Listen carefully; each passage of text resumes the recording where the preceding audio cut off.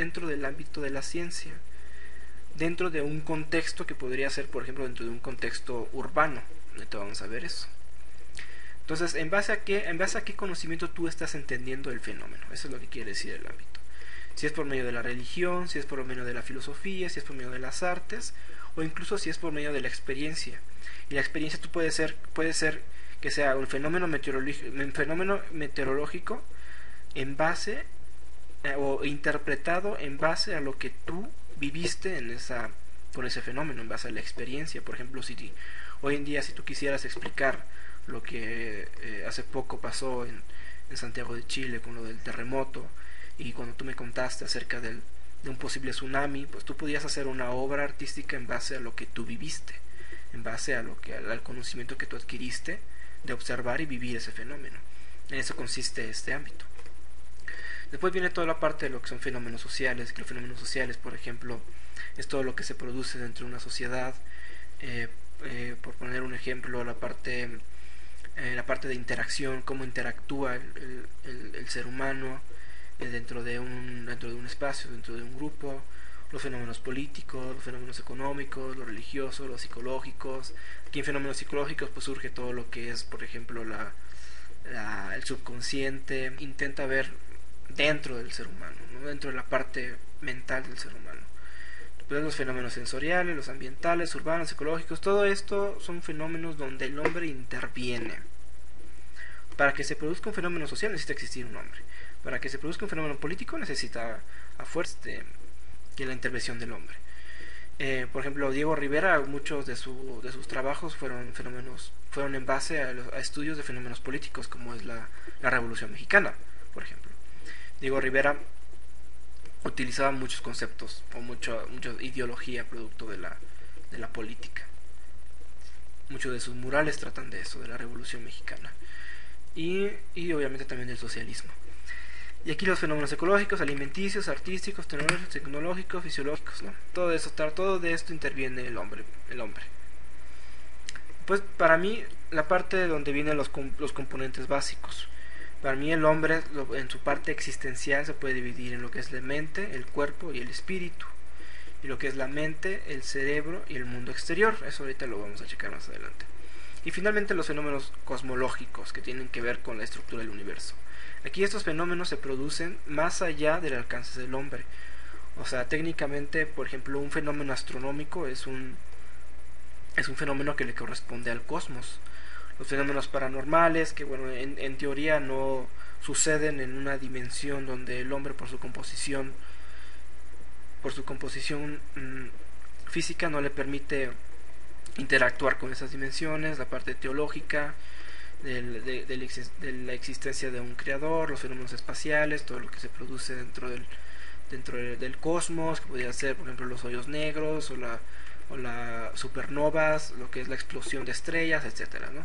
Los fenómenos fantásticos o ficticios que no necesariamente tienen que ver con una realidad que existe en el plano del hombre, sino que viene más bien, es producto de la fantasía y de la creatividad del hombre con la interacción de otros estados, ¿no?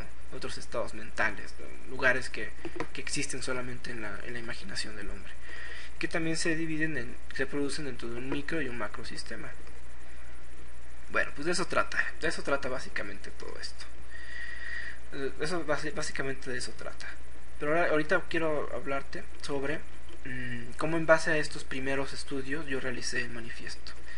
Este es el manifiesto. Bueno, este es el esquema más bien. Este es el esquema donde yo todo lo que acabamos de ver, yo todo esto lo organicé. Aquí vienen los fenómenos naturales, como la intervención del hombre, cómo se dividen la tierra, el hombre y el cosmos, los fenómenos, que todo parte de una realidad que es constante, estos son percibidos, todo esto para mí el arte es un proceso mental, entonces todo lo que es percibido llega a la interpretación. En base a que nosotros hacemos la interpretación son las variables que existen para mí son estas. Viene un espacio muy, muy importante que es la perspectiva espacio-tiempo, que ahorita lo vamos a ver. Y esto es muy importante. Esta parte era lo que yo te decía acerca de qué tenía que ver el pensamiento constructivo y la inteligencia emocional. Es que bueno, si tú tienes ese pensamiento entrenado en tu cerebro, automáticamente tú vas a tener una percepción ordenada de cómo se producen los fenómenos. Y todo esto, a su vez, esta línea simboliza o tiene que ver con el aprendizaje, donde la interpretación que tú realizas de cada fenómeno se agrega a tu experiencia, y la próxima vez que tú vuelvas a observar un fenómeno, tú ya vas a tener una serie de criterios con las cuales tú vas a observar. Entonces, si tú te das cuenta, poco a poco nuestro cerebro o el cerebro, debes hacer todos estos cálculos cada vez a mano o en Excel, pues el cerebro solito lo va a hacer por sí mismo, ¿no? Y esa es la idea de esto. La idea es entrenar tu cerebro para que cada vez le sea más fácil la parte creativa. Eso es el desarrollo de la creatividad, que es mi principal elemento. Entonces aquí vemos cómo todo esto interactúa en un espacio, en un espacio-tiempo, y cómo de aquí surgen los conceptos. Esos conceptos al unirse crean un sistema ideológico, y este sistema ideológico te sirve a ti para tu código artístico y la argumentación artística, que todo eso se concentra en lo que es un manifiesto, ¿no? Y el manifiesto ahorita lo vamos a ver. Aquí están los fenómenos naturales, los fenómenos culturales y los fenómenos cosmológicos, y la supuesta fórmula matemática que yo saqué para poder hacerlo. Bueno, vamos a ver el manifiesto. Déjame girar esto. Creo que es a la derecha o a la izquierda. Creo que era a la derecha. No, ahí está. Bueno, el manifiesto es este que está aquí. El título fue Manifiesto Fenomenológico de la Realidad. ¿Por qué fenomenológico? Porque parte de la filosofía fenomenológica. Y la filosofía fenomenológica no es más que los estudios de los fenómenos, ¿no? No se trata. Voy a ir un poquito más rápido para que no se expanda mucho. La primera parte del manifiesto siempre es la parte de la situación actual. O sea, tiene que quedar claro en qué tiempo tú lo estás escribiendo. O sea, si eres un artista del siglo XXI, tienes que hacerlo saber de que a esa época y en ese contexto histórico tú te estás desarrollando, porque es tu contexto. Entonces siempre tiene que quedar muy claro en la primera parte cuál es la problemática a la que te enfrentas, porque si no hay problemática, pues no hay manifiesto. No hay caso de que haya un manifiesto, porque quiere decir que todo está bien, y la idea del manifiesto es que sea crítico. Entonces siempre la primera parte es la parte donde tú te ubicas. Tú tratas de dar una visión de cómo funciona y está pasando el arte, ¿no? ¿Qué es el arte en este contexto que te tocó?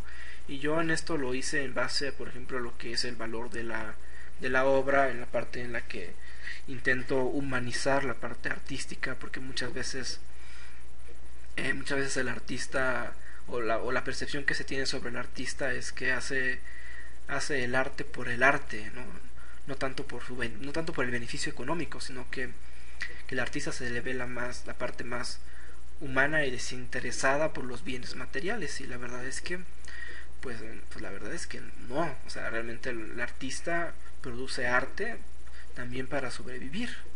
Entonces yo trato de poner esa obra de arte como hoy en día se puede entender también como un producto. Y aquí viene todo eso explicado, ¿no?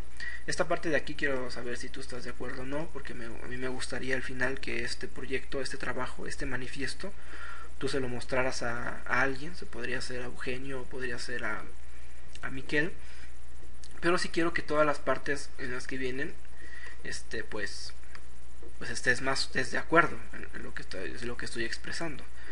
Y yo digo que aquí viene un golpe medio duro a la parte de arte decorativo, porque para mí yo no sé si tú estás de acuerdo o no en esto que me digas, que el artista como que no ve su arte como una pieza decorativa, ¿no? Sino que es algo más profundo. Entonces para mí el que un artista su obra termine como una decoración en un espacio, como que choca un poco con las aspiraciones, pienso yo, de conceptualizar arte de calidad, ¿no? Entonces necesito que me digas si estás de acuerdo o de qué manera tú lo percibes, y tratar de conjugarlo, ¿no?